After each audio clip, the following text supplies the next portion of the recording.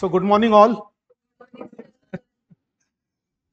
तर हे माझा आधुनिक भारताचा इतिहास याची तिसरी आवृत्ती जस्ट आता काही दिवसांपूर्वी प्रकाशित झाली आहे.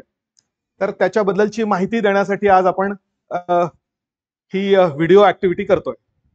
तर एक ह्या माहितीच्या आधारावर ह्या पुस्तकात काय आहे यापासून तर इतिहासाचा अभ्यास कसा केला पाहिजे याबद्दलची थोडक्यात माहिती घेण्याचा आपण हा प्रयत्न करूया. बघा, ॲज युजल वरती हे एक वन स्टॉप सोल्युशन हे जे मी वापरलेला शब्द प्रयोग आहे, जो बाकी सगळ्यांनीच वापरलेला आहे, तर तो पहिल्यांदा मी वापरलेला आहे तो शब्द प्रयोग. तर वन स्टॉप सोल्युशन कशा कशासाठी आहे तर एका मजेनं सांगता येऊ शकेल की गल्लीपासून दिल्लीपर्यंत किंवा दिल्लीपासून गल्लीपर्यंतच्या सगळ्या परीक्षांसाठी वापरता येऊ शकेल अशा प्रकारचा हा संग्रह आहे पूर्ण सगळ्या अशा प्रकारचा. म्हणून युपीएससीची पूर्व मुख्य जे मराठीतून अभ्यास करतायत त्यांना, एमपीएससीची मुख्य जी आज वर्णनात्मक झाली आहे ती सुद्धा, आणि कंबाईनची सुद्धा पूर्व मुख्य, त्याच्यातही इतिहासाचा एक मोठा कंटेंट आहे. तर या सगळ्या प्रकारच्या परीक्षांसाठी उपयुक्त असलेलं सगळी माहिती या संपूर्ण पुस्तकात आलेली आहे. नावं तुम्ही इथे बघाल, तुम्हाला प्लासी ते फाळणी, म्हणजे प्लासीच्या लढाईपासून तर देशाची फाळणी होईपर्यंत एकदम सिक्वेन्शियली अशा प्रकारची रचना संपूर्ण या पुस्तकात केलेली आहे. पूर्वीची जी आवृत्ती होती त्याच्या 294 पानं होते आणि अनेक वर्षांपासून मी असं ठरवलेलं होतं की ते अपडेट करू, पण मधल्या काळात इतर सगळ्या कारणांमुळे मला तो वेळच मिळाला नाही. फॉर्च्युनेटली आत्ता गेल्या 1-1.5 वर्षात मी हे सगळं जसं जमेल तसं हे सगळं अपडेशन केलं आणि आज जवळजवळ 528 पानांची, म्हणजे जवळजवळ दुप्पट एवढा सगळा कंटेंट त्याच्यामध्ये बसलेला आहे. ही सगळी जी काही वैशिष्ट्ये एक एक थोडक्यात सांगतो. आधुनिक भारताचा इतिहास लिहायचा असेल आणि इव्हन वाचायचा असेल तर सगळ्यात पहिली जी समस्या निर्माण होते ती समस्या असते ती क्रोनॉलॉजिकल सिक्वेन्स मध्ये अभ्यास करायचा का थीमॅटिक पद्धतीने अभ्यास करायचा. क्रोनॉलॉजिकल म्हणजे कालानुक्रमाने, म्हणजे प्रत्येक वर्ष पुढे काय काय झालं अशा प्रकारे, आणि थीमॅटिक म्हटलं तर एक थीम घ्यायची आणि त्या थीम मध्ये मग वर्षानुसार काय होत गेलंय अशा प्रकारचा अभ्यास करायचा की काय. तर हा खूप अवघड अशा प्रकारचा पॉइंट असतो की लिहितानाच हा अशा प्रकारचा प्रश्न निर्माण होतो की कशा पद्धतीने याची सगळी आखणी केली पाहिजे. तर मी या दोन्ही गोष्टी एकत्रितरित्या बसवण्याचा एक सर्वोत्तम अशा प्रकारचा प्रयत्न केलेला आहे. म्हणून क्रोनॉलॉजिकल प्लस थीमॅटिक अशा प्रकारची रचना ह्या पुस्तकामध्ये केलेली आहे की ज्याच्यामुळे आपल्याला ह्या पुस्तकाचं एक रिडिंग झालं आणि एकदा रिव्हिजन झाली की संपूर्ण इतिहास आपल्याला लक्षात राहणं तुलनेनं सोपं होऊ शकेल.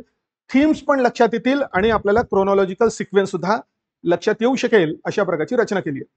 म्हणजे इव्हन हे आता मी पुढे सांगतो तुम्हाला की 9 भागांमध्ये कशी रचना केली आहे, पण ही रचना करताना खूप मी हा विचार केलेला आहे की नक्की सुरुवातीला काय घ्यायचं, नंतर काय घ्यायचं.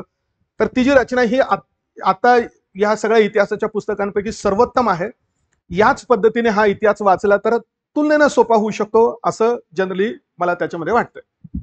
पुन्हा असंख्य सहसा माहीत नसलेल्या कित्येक तथ्यांचा समावेश या पुस्तकामध्ये तुम्हाला सापडेल. आसईची लढाई माहिती का तुम्हाला?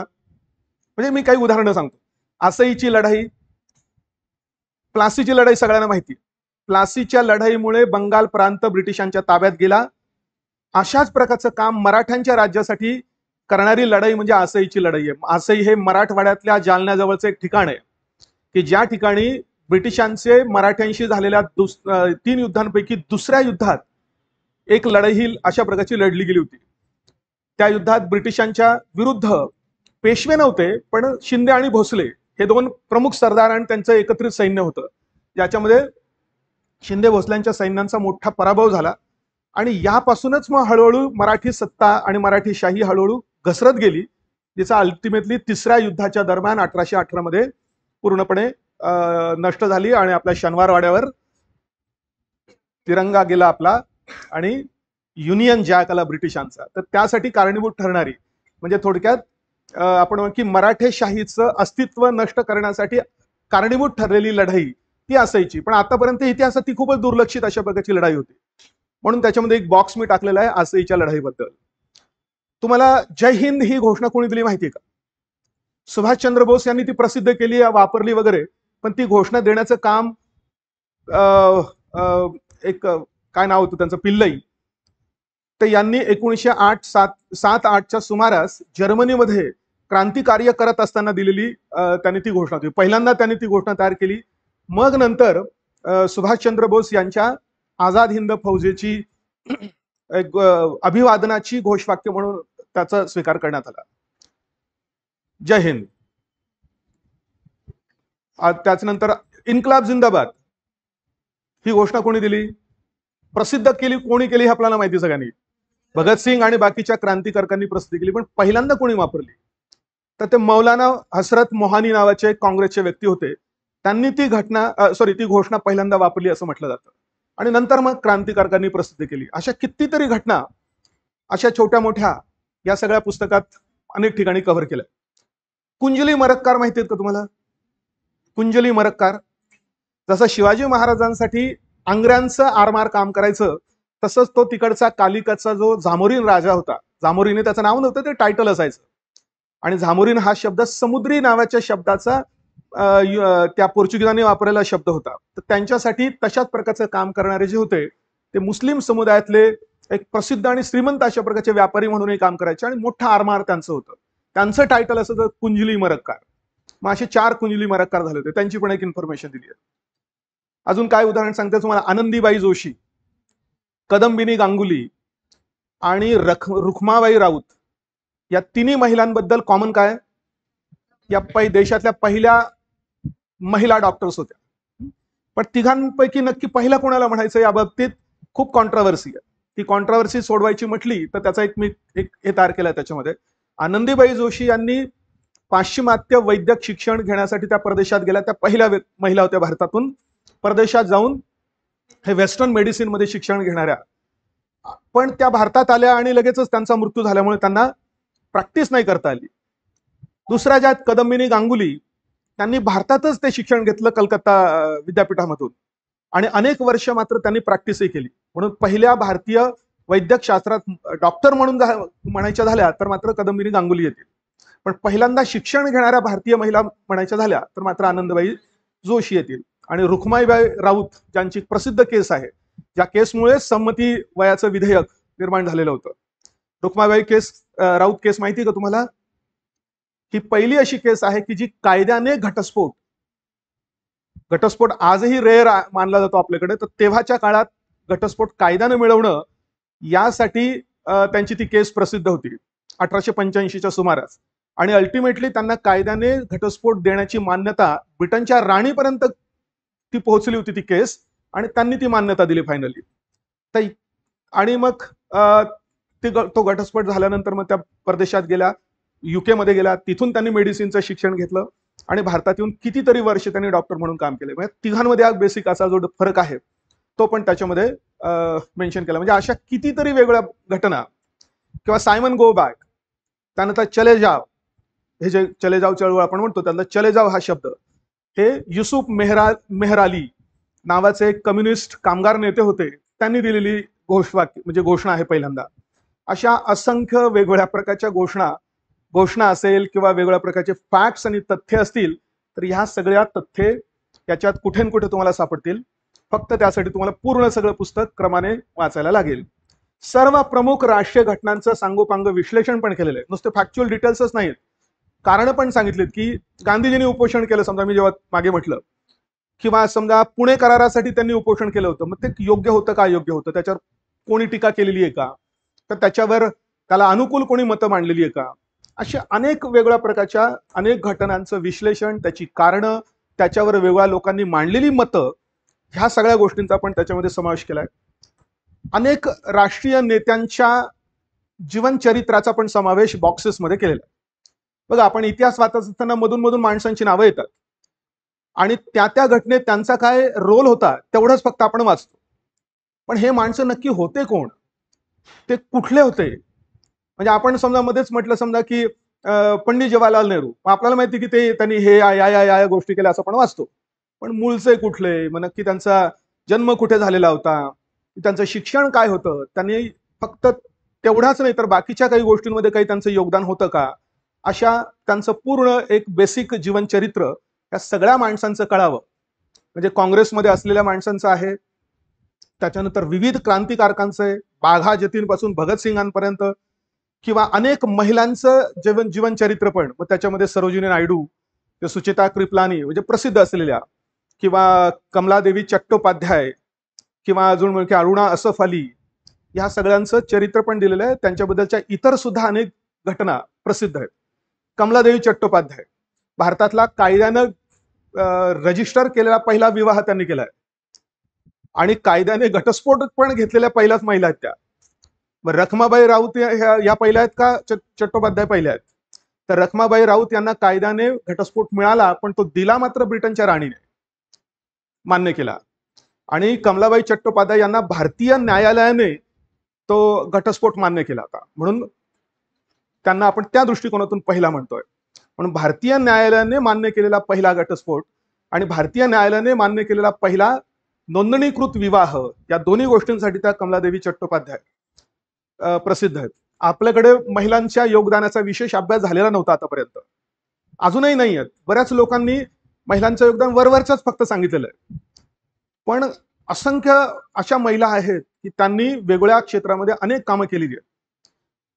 मग त्यात मला ह्या कमलादेवी चट्टोपाध्याय यांची तर कमाल वाटते, म्हणजे की त्यांनी एवढ्या सगळ्या गोष्टी केल्या आहेत, पण इतिहासात त्यांचं फार थोडंसं कुठेतरी वर्णन असलेलं दिसतं. पण मी त्यांच्याबद्दल पूर्ण सगळी डिटेल इन्फॉर्मेशन, इव्हन फरीदाबाद नावाचं जे शहर आहे दिल्लीजवळ हरियाणामध्ये, तर त्या फरीदाबाद शहराची जो पाया म्हणतो आपण, नीव म्हणतो, तो नीव आणि ती घालण्याचा प्रयत्न सुद्धा त्यांनी केलेला आहे. तर त्यांचं नाव दिलं पाहिजे होतं त्या फरीदाबाद शहराला.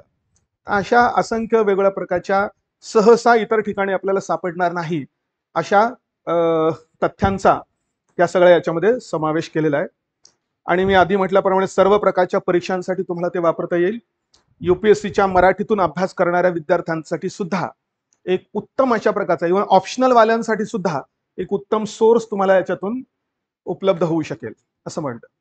आणि हे सगळं जे काही आपल्याला चॅप्टर्स आहेत ते पूर्ण आपण 9 विभागांमध्ये डिवाइड केलेले आहे. आणि मी सुरुवात म्हटलंय की क्रम हा फार विचारपूर्वक मी केलेला आहे की नक्की काय सुरुवातीला आलं पाहिजे. तर मी थोडक्यात तुम्हाला हे 9 विभाग कोणते आहेत ते फक्त सांगतो. पहिल्या विभागामध्ये 18व्या शतकातील भारत आणि त्या दरम्यानच्या महत्वाच्या घटना त्या ठिकाणी दिल्या बघा. यात मुघल सत्तेचा ऱ्हास कसा झाला, औरंगजेबाचा मृत्यू झाल्यानंतरचे जे काही मुघल आहेत त्यांना आपण उत्तर मुघल म्हणतो, लेटर मुघल्स म्हणतो, त्यांच्याबद्दलची इन्फॉर्मेशन, मुघल सत्तेचं ऱ्हास होण्याची कारणं काय होती, आणि जरी ऱ्हास झाला तरी आजही मुघल परंपरांचं सातत्य दिसतं आपल्याला. कितीतरी गोष्टी आहेत की ज्या मुघलांपासून आलेल्या, ज्या आजच्या भारतीय समाजामध्ये आहे, म्हणून ते सातत्य. मग युरोपियन व्यापाराला सुरुवात झाली, हे सगळे पोर्चुगीजांपासून डच फ्रेंचांपर्यंत आलेत, आणि त्यांच्यापैकी इंग्रज आणि फ्रेंच यांच्यात संघर्ष निर्माण झाला, फ्रेंचांचा पाडाव झाला त्या वांदिवॉशच्या लढाईमध्ये, आणि ब्रिटिश राहिले. आणि ब्रिटिश एकदा ह्या सगळ्या युरोपियन सत्तांमध्ये हे झाल्यानंतर, म्हणजे यशस्वी झाल्यानंतर, मग त्यांनी आता भारतीय राजांकडे लक्ष द्यायला सुरुवात केली. म्हणून हा दुसरा जो भाग आहे त्याच्यात ब्रिटिश सत्तेची स्थापना, विस्तार कसा झाला आणि त्याचं मजबूतीकरण म्हणजे कन्सॉलिडेशन त्यांनी कसं केलं, याच्यामध्ये त्यांनी ज्या प्रमुख भारतीय राजांशी युद्ध केली त्यांचा हा सगळी इन्फॉर्मेशन आहे बघा याच्यामध्ये. मग भारतात निर्माण झालेली स्वायत्त राज्ये, ब्रिटिश सत्तेची स्थापना, पहिला संघर्ष त्यांचा निर्माण झाला बंगाल प्रांताशी म्हणजे बंगाल राज्याशी, नंतर अवध, हैदराबाद, कर्नाटक हे पण त्यांनी, आता अवध ताब्यात घेतला त्यांनी, पण हैदराबाद मात्र त्यांनी कधी ताब्यात घेतला नाही. पण हैदराबादच्या त्या आपल्या निजामावर अनेक वेगळ्या प्रकारचे तह लादून त्याला कायमस्वरूपी आपल्या कंट्रोलमध्ये ठेवण्याचा प्रयत्न केला. नंतर म्हैसूर राज्याशी संबंधित 4 युद्ध झाली, मराठ्यांशी संबंधित 3 युद्ध झाली, राजपूतांशी युद्ध झाली नाही, पण या राजपूतांशी काही करार केले. राजपूत हे असे काय म्हणतात ती कम्युनिटी आहे की जे मुघलांच्या काळापासून ब्रिटिशांच्या काळापर्यंत एक स्वतंत्र राहिलेली कम्युनिटी आहे. म्हणजे साधारणतः 1000 वर्ष ते त्यांच्यावर दुसरा कोणाचंही नियंत्रण होतं, पण त्यांचं राज्य कधी दुसऱ्यांच्या ताब्यात गेलं नाही. म्हणजे इव्हन दिल्ली सल्तनत नंतर मुघल आले आणि ब्रिटिश आले, आणि म्हणून त्या ठिकाणी सांस्कृतिक जो काही विकास झालेला दिसतो तो का झालेला आहे. बऱ्याच वेळा इतिहासात राजपूत आणि मराठे यांचा हे केला जातो, म्हणजे तुलना केली जाते. मराठे कायम मुघलांच्या संघर्षामध्ये राहिले, त्यामुळे इकडे सांस्कृतिक विकासासाठी खूप काही वेळ मिळाला नाही. राजपूतांनी मात्र वेगळ्या पद्धतीने मुघलांशी आणि नंतर ब्रिटिशांशी जुळवून घेतलं, त्यामुळे तिथे त्यांना खूप वेळ मिळाला, म्हणून कल्चरल डेव्हलपमेंट त्या ठिकाणी खूप झालेली दिसते बघा. हे मोठे मोठे राजवाडे आणि काय त्यांचं ते जे काही वस्त्रोद्योग प्रसिद्ध होतं त्यांचा, बांधणीचा तो सगळा, तर ह्या सगळ्या गोष्टी. म्हणून त्या राजपूतांच्या आणि जाटांच्या राज्यांबद्दल काय झालं, सिंध आणि पंजाब मात्र त्यांनी नंतर ब्रिटिशांनी जिंकून घेतला. त्याचबरोबर त्यांनी परराष्ट्र म्हणून या तीन आपल्या आजूबाजूच्या तीन प्रदेशांशी सुद्धा युद्ध केलेली आहेत, नेपाळ, बर्मा आणि अफगाणिस्तान. अफगाणिस्तानशी 2 युद्ध झाली, पण दोन्ही युद्धांमध्ये मात्र ब्रिटिशांचा खूप नुकसान झालं आणि उलट त्यांना नामुष्की पत्करावी लागली. अफगाण हे माणसं असे आहेत की जे स्वातंत्र्यप्रिय आहेत, त्यामुळे त्यांच्यावर कोणी कंट्रोल निर्माण करण्याचा प्रयत्न केला की ते मात्र पेटून उठतात आणि ब्रिटिशांच्या दोन्ही युद्धांमध्ये मात्र त्यांना काही फारसं जमू दिलं नाही त्यांनी, असा तो प्रकार आहे. म्हणून हा दुसरा भाग आहे. तिसऱ्या भागमध्ये मात्र ईस्ट इंडिया कंपनीच्या सत्तेचं स्वरूप कसं होतं, त्यांचं संघटन कसं झालं, त्यांनी कोणती धोरणे वापरली आणि त्यांचा सगळ्यांचा प्रभाव काय झाला, याच्याशी संबंधित चॅप्टर्स आहेत. मग सुरुवातीला घटनात्मक विकासाचा चॅप्टर आहे 1857च्या उठावाच्या आधी, म्हणजे 1773 पासून तर चार्टर ऍक्ट 1853 पर्यंत ह्या सगळ्या कायद्यांचा अभ्यास. त्यानंतर देशातले सगळे गव्हर्नर, देशातले म्हणण्यापेक्षा त्यावेळी 1857च्या उठावात देशात ज्यांनी रूल केला अशा सगळ्या गव्हर्नर जनरलांची सगळी इन्फॉर्मेशन. त्यामुळे ह्याच्याकडे दुर्लक्ष करू नका तुम्ही वाचताना. एकदा हे सगळे क्रमाक्रमाने त्या गव्हर्नरांच्या कालावधीत काय झालं हे कळलं की मग पुढचे चॅप्टर्स पण आपल्याला सहज समजायला सोपे होऊ शकतात. नंतर ब्रिटिशांनी भारतात जी सत्ता निर्माण केली त्याचं प्रशासकीय संघटन करण्यासाठी त्यांनी जे लष्कर निर्माण केलं, सिव्हिल सर्व्हिस निर्माण केली, न्यायिक व्यवस्था निर्माण केली, कायद्याचं राज्य निर्माण केलं, कायद्यासमोर समानतेचं तत्व लागू केलं. ते कसं लागू केलं त्याबद्दलचे मुद्दे. ब्रिटिशांनी आर्थिक धोरणं आपल्या स्वतःच्या फायद्याच्या दृष्टिकोनातून राबवली, त्याचे दुष्परिणामच मात्र जास्त झाले. ते इथे दिले बघा, ब्रिटिशांच्या आर्थिक परिणाम म्हणून मुख्यतः सगळे दुष्परिणाम. पण दरम्यान मात्र जमीन महसुलाचं धोरण, ज्यावर आपल्याला रेग्युलरली प्रश्न असतात, म्हणजे जमीनदारी, महालवारी आणि रयतवारी, याच्यात एक चार्ट पण सगळ्यात शेवटी दिलेला आहे की ह्या तिन्ही प्रकारच्या पद्धतींमध्ये बेसिक काय डिफरन्स होता, कुणी लागू केली, कुठल्या प्रदेशावर लागू केली, महसूल जमा करणारा कोण असायचा, जमीन मालक कोण असायचा, किती टक्के प्रदेशावर ह्या सगळ्या पद्धतींचा वापर झाला, या सगळ्या दृष्टिकोनातून एक चार्ट पण फायनली दिलेला आहे. ब्रिटिशांनी भारतात सामाजिक धोरण पण राबवलं. त्यांनी सुरुवातीला भारतातल्या सामाजिक समस्या दूर करण्याचा प्रयत्न केला, पण त्यांचा प्रयत्न मात्र भारतीयांना फारसा काय आवडायचा नाही. काहींना आवडायचा, अनेकांना आवडायचा नाही. म्हणून अल्टिमेटली 1857च्या उठावाच्या वेळी हे कारण त्यांच्या लक्षात आलं की आपण यांच्या संस्कृतीमध्ये खूप लुडबुड करतोय, म्हणून हे लोक पेटून उठले. म्हणून 1857 नंतर मात्र त्यांनी फारसा हस्तक्षेप करायचं धोरण बंद करून टाकलं. म्हणून मुख्यतः 1857च्या आधी त्यांनी जे काही सामाजिक सुधारणेचे प्रयत्न ब्रिटिशांनी केलेले दिसत आहेत, तर ते त्या ठिकाणी आहेत. ब्रिटिशांचं शिक्षण धोरण हे सगळंच सुरुवातीपासून तर स्वातंत्र्यापर्यंतचं काय काय त्यांनी बदल केलेला त्याच्यात मुख्यतः हे मेकॉलेचं धोरण, त्यानंतर वूडचा खलिता, तर हे सगळ्या गोष्टी त्याच्यामध्ये आहेत. तर हा आहे तिसरा भाग. चौथ्या याच्यात आता भारतात निर्माण झालेल्या, भारतीयांनी सुरू केलेल्या सामाजिक धार्मिक सुधारणा चळवळी, ज्यात सुरुवातीला 19व्या शतकाच्या पूर्वार्धात राजाराम मोहन रॉय, त्यानंतर हे काय म्हणजे ब्राह्मो समाजाच्या माध्यमातून देवेंद्रनाथ टागोर असतील, हे विवियन डेराझिओ प्रसिद्ध व्यक्ती होते, पण इतके अतिपुरोगामी होते की अक्षरशः धुमाकूळ घातला त्यांनी त्यांच्या विचारांनी, आणि त्यांचे जे काही अनुयायी होते त्यांनी. इतर समाजाला अजिबात त्यांचे कृती आवडत नव्हत्या, पण ह्या लोकांनी केलेले महत्वाचे बदल. त्यानंतर 1857 नंतरच्या सुधारणा चळवळी, तो मुद्दाम लगेच याला लागून घेतलेला आहे की जेणेकरून सामाजिक धार्मिक सुधारणा चळवळी एकाच वेळी तुम्हाला सुरुवातीपासून तर शेवटपर्यंतचा तुम्हाला तो अभ्यास करता येऊ शकेल. त्यानंतर मग ही जागृती मुस्लिमांमध्ये, शिखांमध्ये, पारसींमध्ये आणि ब्राह्मणेतर जनजागृती ही संपूर्ण देशात कशी झाली याच्याबद्दलचा आपण एक चॅप्टर. हिंदूंमध्ये आधी जागृती झाली, यांच्यामध्ये जागृती व्हायला थोडासा उशीर लागला, पण मुस्लिमांमध्ये हळूहळू नंतर शिखांमध्ये पारसी लोक, पारसींमधली फार थोड्या गोष्टी होत्या, दादाभाई नौरोजी वगैरे यांनी जे काही प्रयत्न केले ते. आणि ब्राह्मणेतर चळवळ पूर्ण देशातच निर्माण झाली. मग ती उत्तर भारतातली, पश्चिम भारतातली, दक्षिण भारतातली जी काही चळवळ आहे. आता मी इथे महाराष्ट्रातली ब्राह्मणेतर चळवळ या ठिकाणी जास्त घेतलेली नाही, कारण मला महाराष्ट्राच्या इतिहासाचं वेगळं स्वतंत्र पुस्तक तयार करायचं आहे. ते रिपिटेशन होईल आणि ते काही थोडक्यात लिहिण्यासारखं नाहीये. महाराष्ट्रातली सगळी चळवळ, सामाजिक धार्मिक चळवळ एवढी मोठी आणि व्यापक आहे की ती या भारताच्या इतिहासामध्ये निम्म कदाचित पानं त्याच्यात होऊ शकले असते. त्यामुळे ते स्वतंत्र करायचा मी विचार केलेला आहे. त्यामुळे फक्त पासिंग रेफरन्स मी त्या ठिकाणी महाराष्ट्राशी संबंधित किंवा पश्चिम भारताशी संबंधित फक्त टाकलेला आहे. बाकीच मात्र सगळं डिटेल दिलेलं आहे. पुन्हा आता दक्षिण भारतातही स्वतंत्र करून दिलंय की तमिळनाडूमध्ये ती चळवळ कशी झाली, केरळमध्ये कशी झाली, कर्नाटकमध्ये कोण होते काम करणारे, आंध्र प्रदेशामध्ये कोण होते. तर ह्या सगळ्या गोष्टी त्याच्यामध्ये आहेत. आणि ह्या सगळ्या सामाजिक धार्मिक सुधारणा चळवळीचं विश्लेषण, काय चांगलं होतं, काय वाईट परिणाम पण झाले काहींच्यामुळे, तर हा सगळ्या गोष्टी मिळून हा असा एक पार्ट आहे. पार्ट 6 मध्ये सगळे जनतेचे उठाव आहे. सॉरी, पार्ट 5 मध्ये जनतेचे उठाव म्हटलं की प्रमुख कोणाचे उठाव, तर शेतकऱ्यांचे. शेतकरी सगळी मोठी जनता होती. शेतकऱ्यांचे उठाव, त्याचप्रमाणे सुरुवातीला आदिवासींचे उठाव. आदिवासी हे भारतातले पहिले माणसं होते की ज्यांनी ब्रिटिशांना पहिल्यांदा विरोध केला, बाकीच्या माणसांनी नाही. त्यामुळे इवन ब्रिटिशांना पहिला विरोध करणारा तिलका मांझी होता, पहिला क्रांतिकारक, आदिवासी क्रांतिकारक देशातला मानला जातो, संताल आदिवासी जमातीचे. तर मग ह्या सगळ्या जमातींचा सगळे डिटेल दिलेले आहेत. सगळ्यात शेवटी त्यांचा एक मोठा चार्ट पण दिलेला आहे, म्हणजे एक तुम्हाला ते पाठ करणं पण सोयीचं होईल. आणि मग जनतेचा सगळ्यात प्रमुख उठाव आला, तो म्हणजे हा 1857चा उठाव.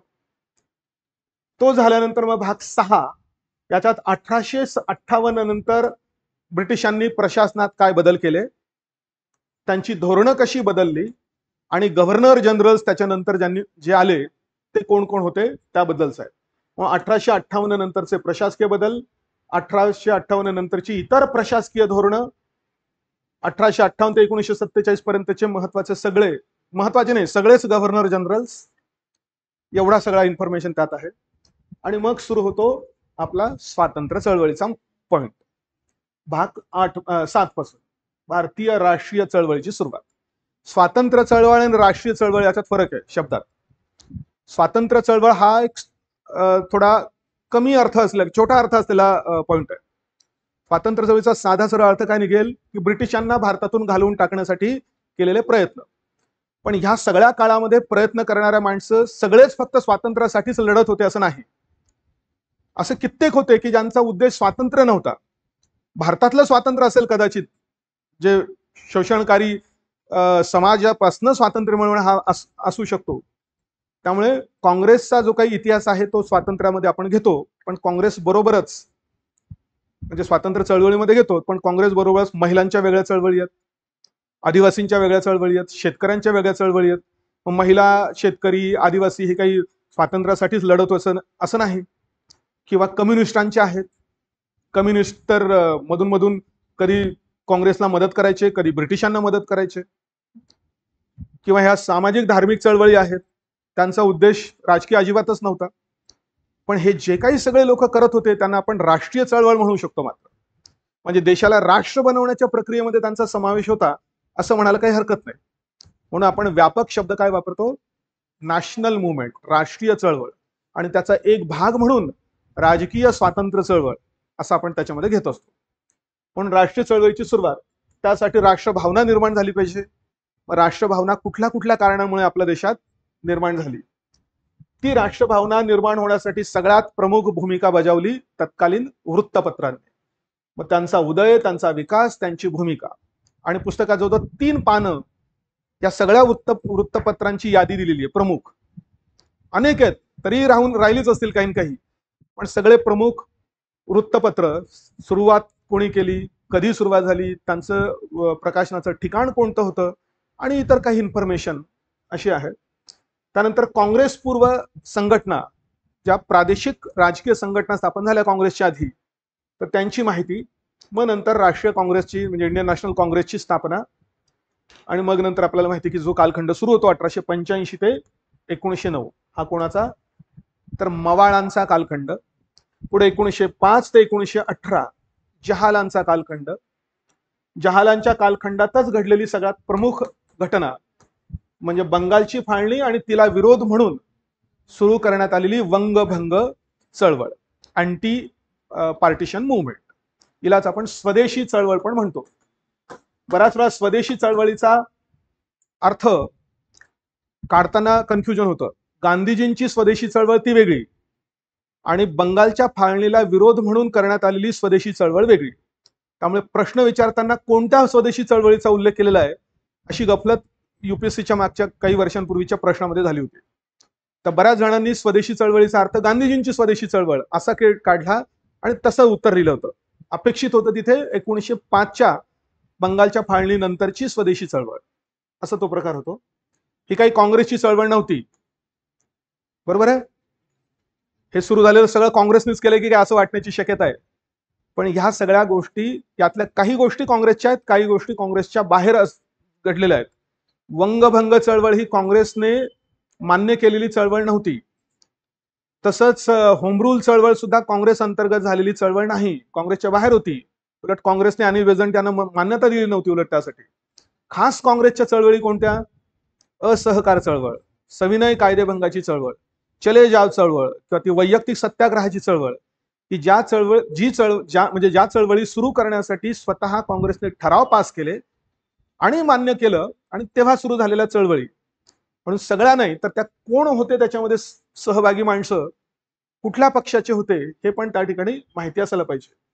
याच कालावधीत घडलेली दुसरी घटना म्हणजे मुस्लिम लीगची स्थापना 1906 मध्ये. त्याच कालावधीत घडलं काय अजून, तर काँग्रेसमध्ये पहिली फूट पडली सुरतला 1907 साली. दरम्यान 1909 ला मोर्ले मिंटो सुधारणा आणि 9चा कायदा आला. आणि याच बरोबर एक तिसरा प्रवाह पण भारतात निर्माण होत होता, तो म्हणजे सशस्त्र क्रांतिकारी चळवळीचा, आणि त्यातला हा पहिला टप्पा या ठिकाणी दिलेला आहे.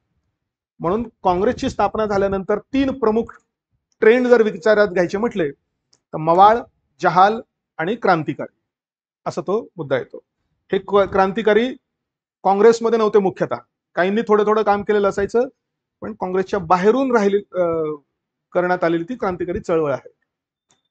आणि दरम्यान मग आता पहिलं महायुद्ध सुरू झालं 1914 ला, आणि याला भारतीयांनी दिलेला प्रतिसाद 2 पद्धतीने आला. एक म्हणजे भारतात राहणाऱ्या भारतीयांचा प्रतिसाद आणि एक म्हणजे परदेशात राहणाऱ्या भारतीयांचा प्रतिसाद. परदेशात राहणाऱ्या भारतीयांनी जो प्रतिसाद दिला तो होता या गदर पार्टीच्या किंवा गदर चळवळीच्या माध्यमातून, आणि भारतात राहणाऱ्या भारतीयांचा प्रतिसाद आला तो म्हणजे होमरूल चळवळीच्या माध्यमातून. त्यामुळे इथे ह्या दोघांचा अभ्यास आहे. आणि दरम्यान मग 1919च्या मॉन्टेग्यू चेम्सफर्ड सुधारणा, त्यात 1919चा कायदा. तर असा हा एवढा पार्ट आहे. आणि मग कोण आलेत देशात, गांधीजी आलेत, आणि मग पुढे गांधी युग सुरू होतं. गांधीजी आल्यामुळे भारतीय स्वातंत्र्य चळवळीत पहिला मोठा बदल झाला. चळवळीला जन आंदोलनाचं स्वरूप प्राप्त झालं. ज्या मवाळांची तर इच्छाच नव्हती की आपल्या चळवळीमध्ये सामान्य जनतेला सहभागी करून घ्यायची. जहालांची इच्छा होती पण त्यांना सुद्धा ते जमलं नाही. म्हणून आपल्या स्वातंत्र्य चळवळीमध्ये सगळ्याच लोकांचा सहभाग असला पाहिजे, इन्क्लुडिंग महिलांचा सुद्धा, हे साध्य करण्याचं काम गांधीजींनी सुरू केलं. म्हणून तिथूनच हा प्रकार सुरू झाला. म्हणून स्वराज्याची चळवळ पहिला टप्पा घेतलाय 1919 ते 27 दरम्यान. त्यात गांधीजींचं आगमन, प्रारंभिक त्यांनी चंपारण सत्याग्रह केलाय, अहमदाबादचा मिल सत्याग्रह केलाय, खेडा सत्याग्रह केलेला आहे, तर त्या गोष्टी, आणि रोलेट ऍक्टच्या विरुद्ध केलेला. आणि मग त्यांचा सगळ्यात पहिली जी चळवळ होती ती म्हणजे ही असहकार चळवळ. त्याच्याच आधी मात्र ही खिलाफत पण सुरू झालेली होती. खिलाफत आणि असहकार या दोन्ही एकत्रित चळवळी झाल्या, किंवा अशा पद्धतीने म्हणता येईल आपल्याला की खिलाफत चळवळीच्या माध्यमातून असहकार चळवळ सुरुवातीला सुरू झाली, आणि नंतर मग काँग्रेसची असहकार चळवळ आणि खिलाफत चळवळ म्हणजे मुस्लिम नेत्यांची चळवळ, या दोन्ही चळवळी एकत्र झाल्या. पण कधी कधी खिलाफत असहकार चळवळ असाही शब्द वापरला जातो. आणि ही अशी घटना होती की ज्यावेळी काँग्रेसमधनं कितीतरी लोक बाहेर निघून गेले, कारण बऱ्याच लोकांना गांधीजींचं हे राजकारण आवडत नव्हतं. पहिले होते मोहम्मद अली जिना, ते निघून गेले कारण ते एक वेस्टर्नाइज व्यक्ती होते. त्यांना गांधीजी अशा म्हणजे गांधीजी हिंदी बोलायचे किंवा त्यांनी कपडे अशा रीतीने घालायला सुरुवात केली होती, ह्या गोष्टी पण त्यांना आवडायच्या नाही. ते काँग्रेसमधल्या हिंदुस्थानी बोलणाऱ्या गबाळ्या लोकांना कंटाळून निघून गेले असं एक मत पण मांडलं जातं जिनांबद्दल. त्यानंतर सुरेंद्रनाथ बॅनर्जी ते निघून गेले, कारण ते तर खूपच मवाळ होते आणि अशा रीतीने हे जहाल कार्यक्रम त्यांना अजिबात मान्य नव्हता. मग त्यांनी 1917 मध्येच पूर्वीच इंडियन लिबरल फेडरेशन वगैरे स्थापन केलेली होती. त्यामुळे आपण वाचून जातो हे सगळं, पण गांधीजी आल्यामुळे तत्कालीन राजकारणात फार मोठा बदल झाला. त्याच्याकडे आपण दुर्लक्ष करतो नाही, किंवा आपण आपला इतिहास वाचन म्हणजे काय, अभ्यासासाठी वाचन फक्त. त्यामुळे मधल्या थीम्स आपण काही फारशा गृहीत धरत नाही. आणि फार इंटरेस्टिंग स्टडी आहे. एखाद्याला राजकारण म्हणून याकडे बघायचं असेल तर एखादा व्यक्ती आल्यानंतर पूर्वीच्या व्यक्तींवर त्याचा कसा परिणाम होतो, म्हणजे आपण म्हणतो ना कानामागून आला आणि एखादा तिखट झाला, तसं एक प्रकारे गांधीजी कानामागून आलेले होते, पण ते सगळ्यांसाठी बोलायला लागले. आणि त्यामुळे पूर्वीचे जे काही माणसं होते की जे काही वर्गासाठीच बोलणारे असायचे, त्यांना मात्र कसं तरी खदखद व्हायला लागली. त्यांना काँग्रेसमधनं काही बाहेर पडले. केवळ मोतीलाल नेहरूंनी पण जवाहरलाल नेहरूंना सांगितलं होतं की या माणसाच्या नादी लागू नका म्हणून. पण नंतर मोतीलाल नेहरूंच्याच मनामध्ये विचार बदलले आणि ते गांधीवादी झाले. अदरवाईज मोतीलाल नेहरू सुद्धा एक श्रीमंत असे व्यक्ती होते, वेस्टर्नाइज होते पूर्ण. पण गांधीजींच्या विचाराखाली आल्यानंतर त्यांनी ते आपलं घर पण काँग्रेसला दान करून टाकलं, आनंद भवन ज्याचं नाव आहे. नंतर ते त्यांनी पण आपले वेस्टर्न कपडे त्याचा त्याग केला आणि इंडियन कपडे घालायला सुरुवात केली. घरातलं वातावरण पण त्यांनी भारतीय संस्कृतीला अनुकूल बनवण्याचा प्रयत्न केला.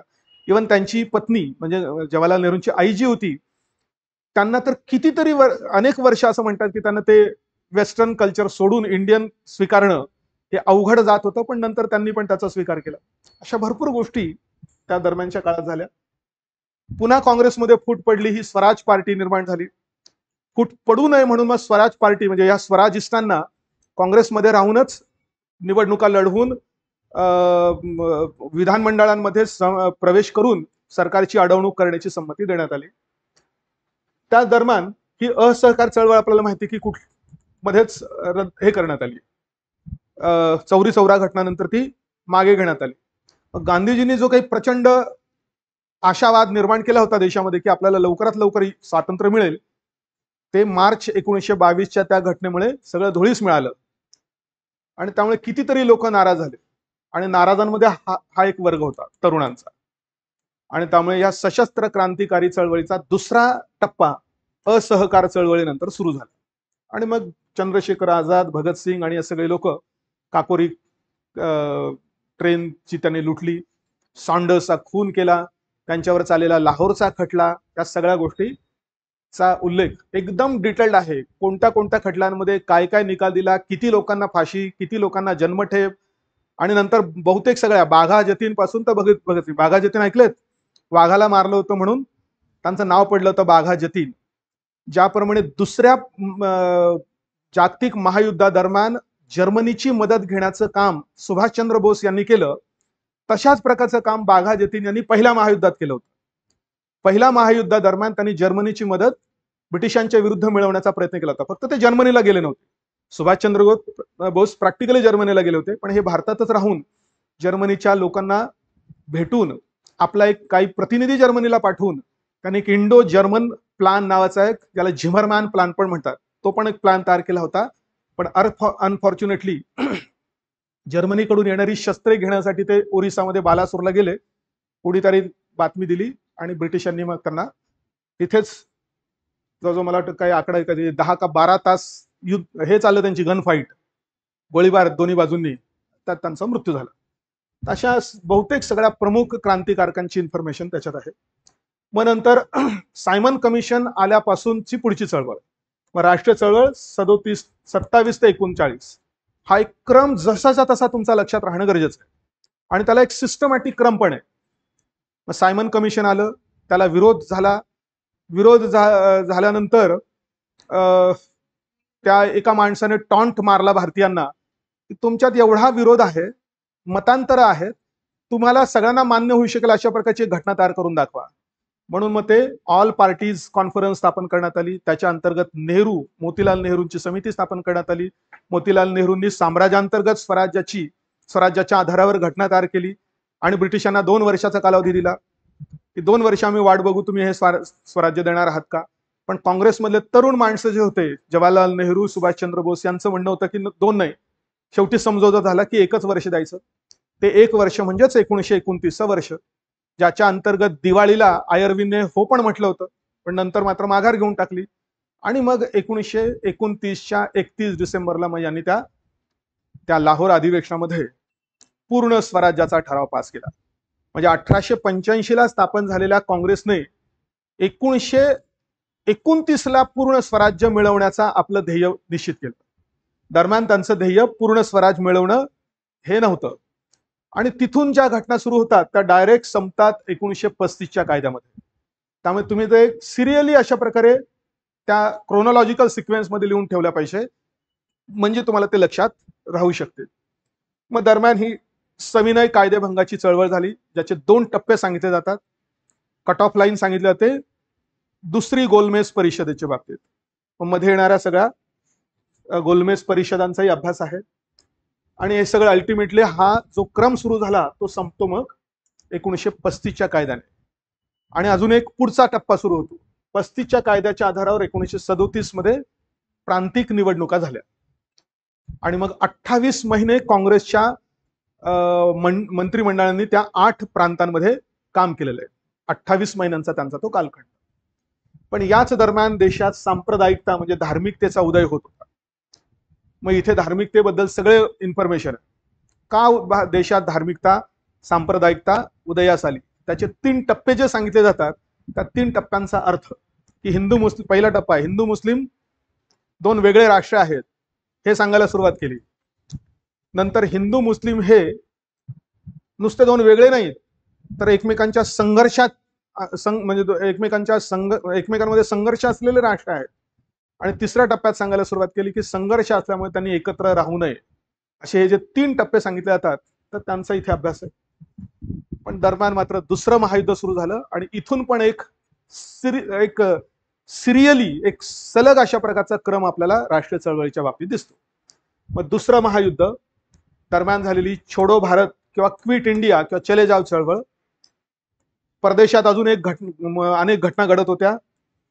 त्यातली प्रमुख म्हणजे ही आझाद हिंद फौज सुभाषचंद्र बोस यांनी निर्माण केलेली, त्यांचं काम. आणि युद्ध संपल्यानंतर 1945 ते 47च्या दरम्यान भारताच्या घटना आणि स्वातंत्र्याच्या दृष्टिकोनातून जे काही प्रयत्न झाले त्यांच्याबद्दलची इन्फॉर्मेशन. पण अल्टिमेटली सांप्रदायिकता एवढ्या प्रमाणात वाढली की नुसतं स्वातंत्र्य नाही मिळालं, आपल्याला फाळणी सहित स्वातंत्र्य मिळालं. तर असा हा सगळा फाळणीपर्यंतचा एक्झॅक्टली 15 ऑगस्ट 1947ला काय झालं, काँग्रेसने फाळणीचा स्वीकार नक्की का केला, काय कारण होती त्यांना ती फाळणी स्वीकारावी लागली.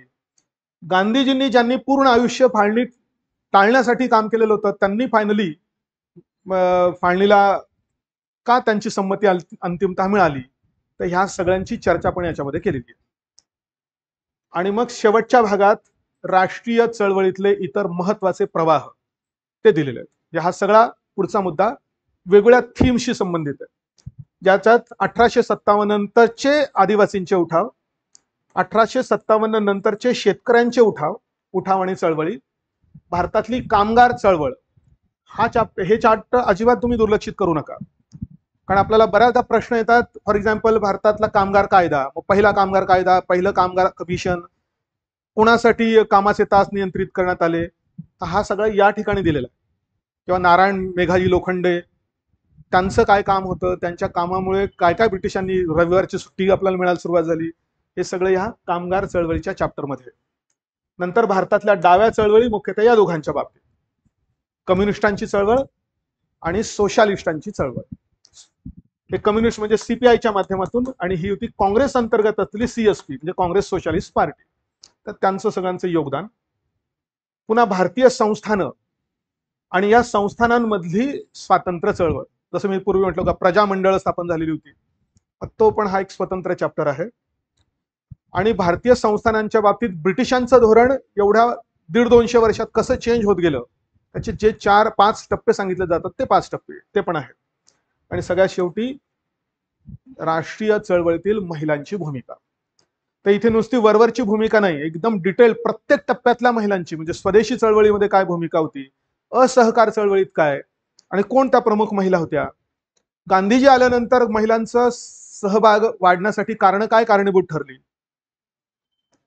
गांधीजी आल्यानंतर महिलांचा सहभाग वाढला, कशामुळे वाढला, तर गांधीजींच्या मूळ तत्वज्ञानामुळे. मूळ तत्वज्ञान काय होतं, अहिंसा आणि सत्याग्रह. ज्या महिला महिला पहिल्यापासूनच त्या तत्वांचा वापर करत होते असं गांधीजींच्या लक्षात आलं. साऊथ आफ्रिकेपासूनच त्यांनी महिलांना संघटित करण्याचा अनुभव होता त्यांना. म्हणजे एखादी चळवळ करायची असेल आणि तिथे हिंसा होणार असेल तर महिला सहभागी होतील का, लगेच लक्षात येईल बघा तुम्हाला. गांधीजींनीच म्हटलं की तुम्ही सहभागी व्हा, कारण तिथे कोणतीही हिंसा होणार नाहीये, ना तुम्हाला हिंसा करण्याची आवश्यकता असेल. त्यामुळे महिला थोड्याशा काय म्हणतात तर तयार झाल्या या सगळ्या गोष्टींसाठी आणि घराबाहेर पडल्या. म्हणजे घराबाहेर पडणं सुद्धा, त्यांना घराच्या बाहेर आणणं सुद्धा अत्यंत अवघड गोष्टी होती त्यावेळी. पण गांधीजींचं जे खास तत्वज्ञान होतं त्या तत्वज्ञानामुळे ते शक्य झालं. पण त्यांनी ट्रॅडिशनल रोल सुद्धा तुम्ही स्वातंत्र्य चळवळीमध्ये सहभाग घेतल्यासारखाच आहे असं सांगितलं. म्हणजे 2 भाग सांगितले, तुम्ही घरची जी कामं करताय ती करा, तोही स्वातंत्र्य चळवळीचाच एक भाग आहे असं सांगितलं. आणि जेव्हा काही चळवळी होतील तेव्हा घराच्या बाहेर पडून जी काही कामं तुम्हाला सांगितली जातील ती करा, ते पण सांगितलं. म्हणजे त्यांनी महिलांना या आपल्या भारताच्या स्वातंत्र्य चळवळीत आमचं पण योगदान आहे असं त्यांना वाटावं, यासाठी ही सगळी थिअरी क्रिएट केलेली होती. येते लक्षात की आपण घरात स्वयंपाक करतोय पण ते पण काहीतरी राष्ट्र निर्मितीचंच काम आहे, राष्ट्राशी संबंधितच काम आहे, असा विचार करायला पण त्यांनी लावलेलं आहे. या बऱ्याच गोष्टी त्याचाही बॉक्स त्याच्यामध्ये केलेला आहे. आणि महत्वाच्या सगळ्या जे काही महिला आहेत त्या महिलांची पण इन्फॉर्मेशन आहे त्याच्यामध्ये. तर असा सगळा आहे, अनेक गोष्टी अनेक आहेत, भरपूर कालावधी पण मला लागलाय यासाठी. तर सगळ्यांनी वाचा आणि असं मस्त करून सगळा इतिहास, देशाचा इतिहास प्रत्येकाला माहितीच पाहिजे. सद्यस्थिती कळायची असेल तर 2 इतिहास माहिती पाहिजे. एक म्हणजे स्वातंत्र्याचा इतिहास म्हणजे राष्ट्रीय चळवळीचा, आणि इव्हन स्वातंत्र्योत्तर भारताचा इतिहास सुद्धा. म्हणजे स्वातंत्र्यानंतर काय झालं गेल्या 70-75 वर्षात हा पण खूप मोठा महत्वाचा इतिहास आहे. ते कळल्याशिवाय आजचा भारत कळत नाही. अर्थात त्याच्याही पलीकडे तुम्ही प्राचीन पर्यंतही जाऊ शकता. प्राचीन इतिहास माहिती पाहिजे, मध्ययुगीन माहिती पाहिजे, कारण देशाचा इतिहास ज्याला माहिती असतो आणि देशाचा भूगोल ज्याला माहिती असतो तो देशाचा उत्तम नागरिक असतो असं म्हटलं जातं. बरोबर आहे. त्याच्यात मी एक गोष्ट अजून ऍड करतो, फक्त इतिहास भूगोल नाही, देशाचा कायदा पण माहिती पाहिजे. देशाचा मूळ कायदा कोणता, घटना. इव्हन घटना पण माहिती पाहिजे.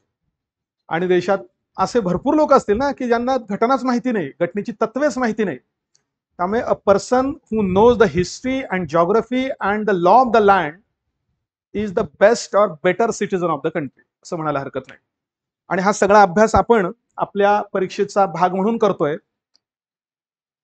या परीक्षेच्या अनेक फायद्यांपैकी, सायडी फायद्यांपैकी हा पण फायदा आहे. तुम्ही या परीक्षेचा अभ्यास करत नसता तर एवढं वाचलं असतं का कधी, इतिहास वगैरे. बऱ्याच जणांना 48 जागा आहेत लोकसभेत आणि 19 जागा राज्यसभेत, ह्या पण गोष्टी बऱ्याच जणांना माहिती नसतात. त्या निवडणुका येतात, लोकसभेची आली का विधानसभेची आली का आपल्या वॉर्डाची आली, काही फरक पडत नाही. निवडणूक म्हणजे एकच गोष्ट कळते त्यांना, जाऊन बटन दाबणे. हा एक फायदा आहे. अशा रीतीने प्रत्येक याच्यामध्ये मी जे लिहिलेलं असतं त्याच्यात खाली शब्द लिहिला होता happy reading. So again I wish you happy reading for this book. Thank you.